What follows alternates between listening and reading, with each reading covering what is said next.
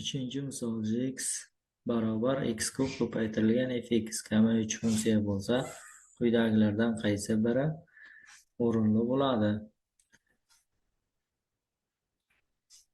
Gx funksiyamiz kami 3 bo'lsa, g' x kichik 0 dan g' x barobar ko'paytmadan hosila 3x kubdan hosila 3x kvadrat fx ni o'zi plus x kub f' x kichik 0 dan tengsizlikning har ikkala tomonini x kvadratga bo'lib yuborsak 3 ko'paytirilgan fx plus x ko'paytirilgan f' x kichik 0 dan x ko'paytirilgan f'(x)